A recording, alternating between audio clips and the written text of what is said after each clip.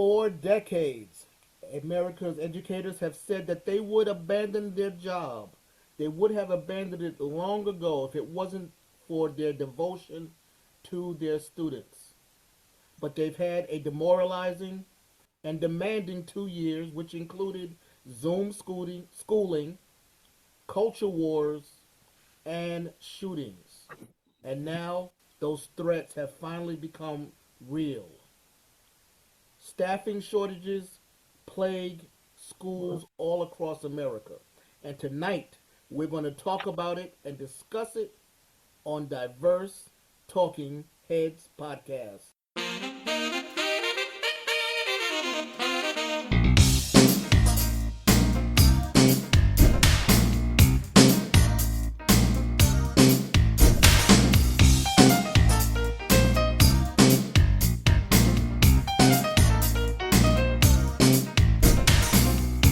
All right, here we go. Here we go. Another segment of Diverse Talking Heads podcast.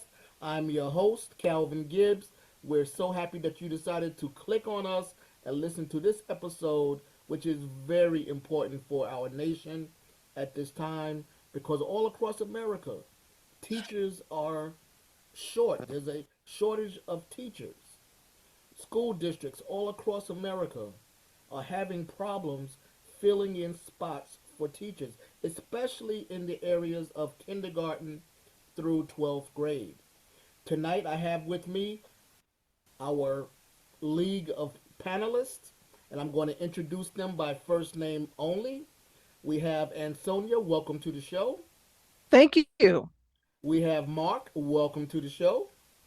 Thank you, Kelvin. Hello. Hello, Amy.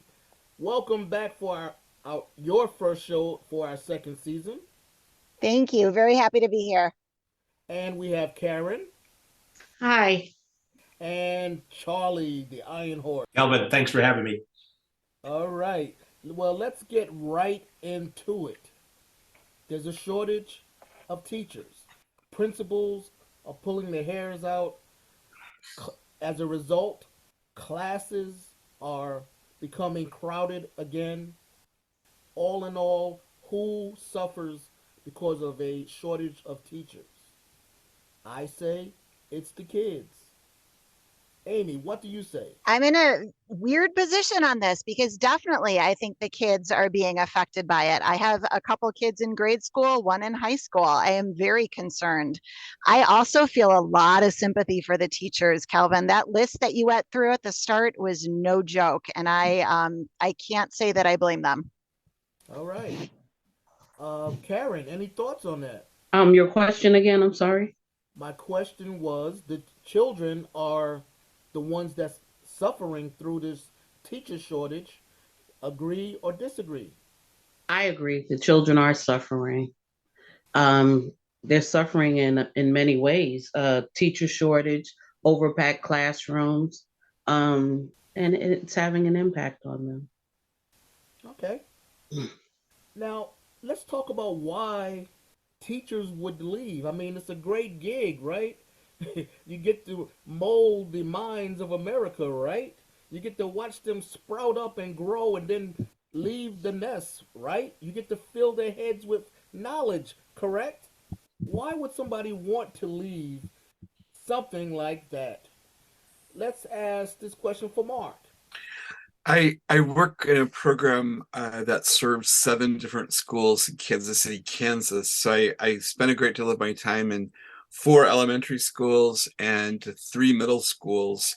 I spent the whole day today working with 6th graders. I worked with 5 classes of 6th grade classes, and for about 22 years, I've worked with teachers primarily. I work with about 37 teachers every year and their classes, and so I have relationships with teachers, and I've found that most people get into the profession of teaching because of their passion and their love of education, and maybe a teacher that made a big difference in their life.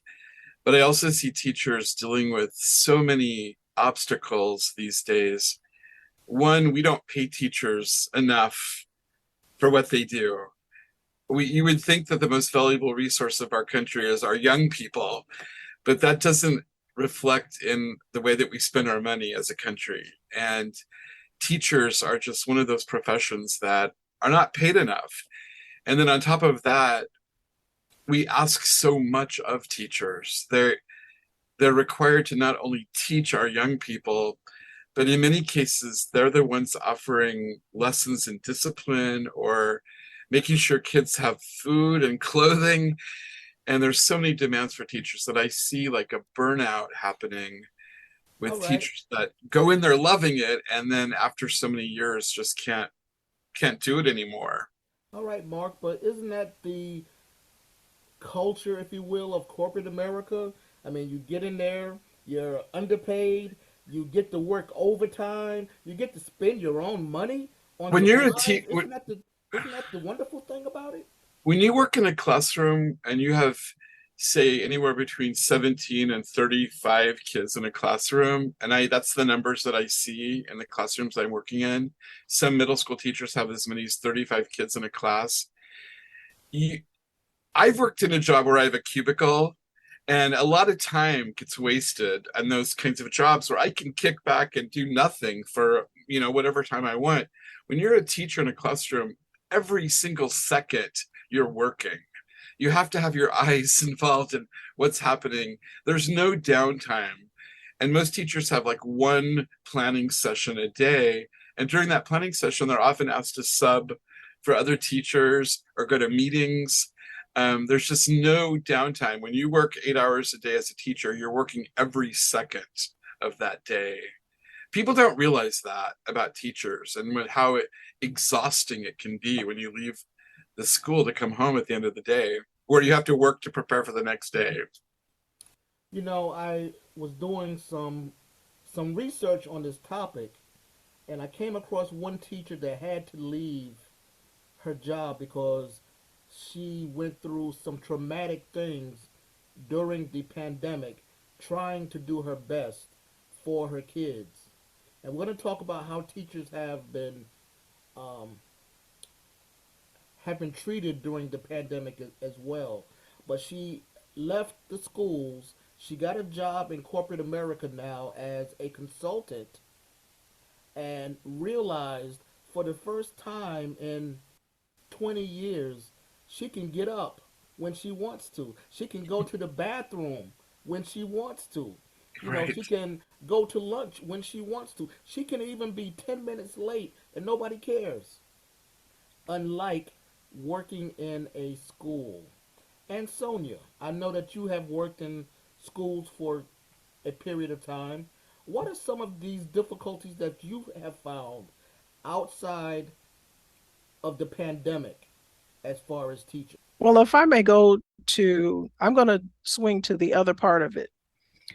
Teachers are getting it from both ends. Actually, they're getting it from four ends, one of which is from the mandates from the state. Every state education office is putting these specific mandates on these teachers that is causing stress. If you recall, a few years ago, they put testing called PARCC, PARCC, in place.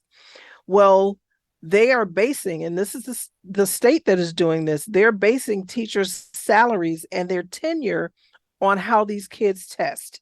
So that's stress right there. The teachers can't teach a lesson because they have to teach these kids how to take the test. The tests are hard to take. So your teacher has to train the child on how to take the test in order for them to qualify for, if there's a raise, to get a raise, tenure offer, to get the tenure. Then you have as Mark was saying about the number of children in the class. Let's look at this, and I'll start at a small number. You talk about 17 kids to one teacher. There are 17 personalities coming at that teacher. So whatever that kid experiences at home or outside of the classroom, they're bringing that into that teacher, and they're unloading on the teacher. Then the teachers have the issue with parents. Love the parents, but the parents create such havoc because a kid will go home. How many kids will come home and tell you, my teacher yelled at me today, blah, blah, blah, blah, blah. But it may not be that the teacher was yelling at a specific child, but yelling to get order. They're trying to get their class back in order.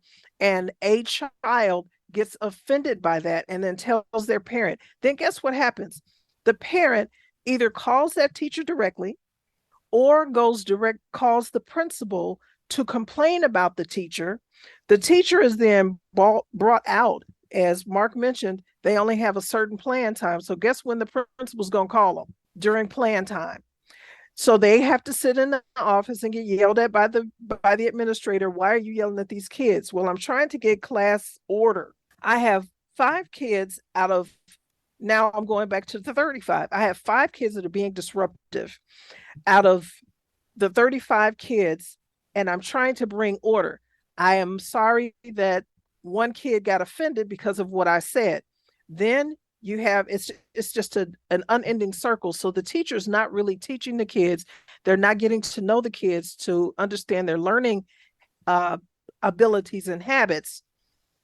They have to tussle with so many outside events. All right, thank you. And Charlie, I didn't forget about you. Never.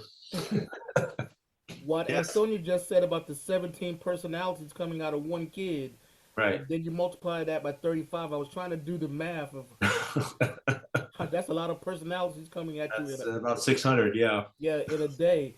But my question for you is about the salary.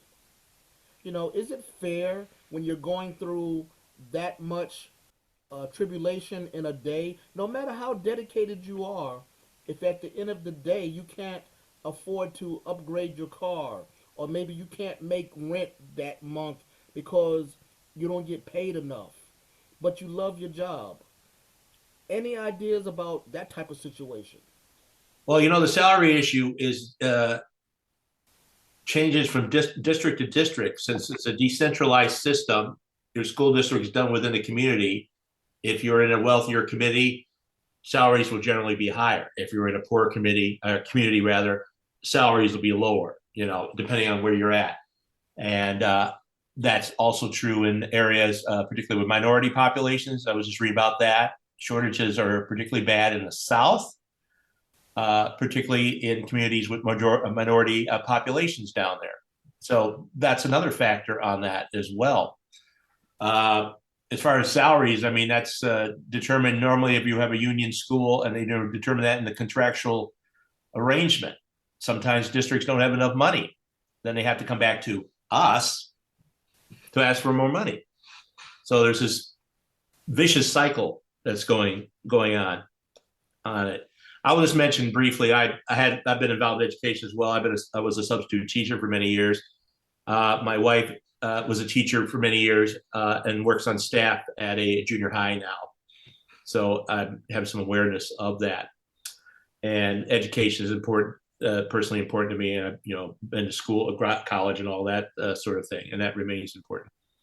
Now, we've come across this in the past, and it seems to be a running theme within this country. Based on what you just said, Charlie, and I'm going to make sure I heard this correctly. There are some school districts in more wealthy communities Yep. where the teachers get paid more, and then Sure. there's others in poorer communities where the Absolutely. teachers get paid less. Absolutely.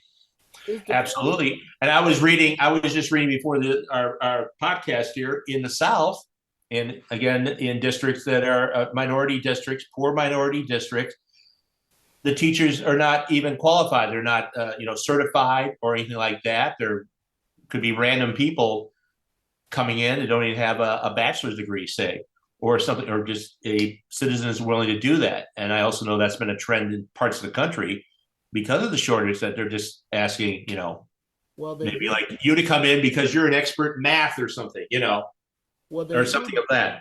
Well, they do background checks, don't they? At least. Yeah. Well, I assume they do. Yes. Okay. A background check does not indicate your educational background. Right. Right. Right. But if I can interject something too, is that a lot of the schools, the administrators are not trained or taught how to create budgets. That's a very good point. They're not trained or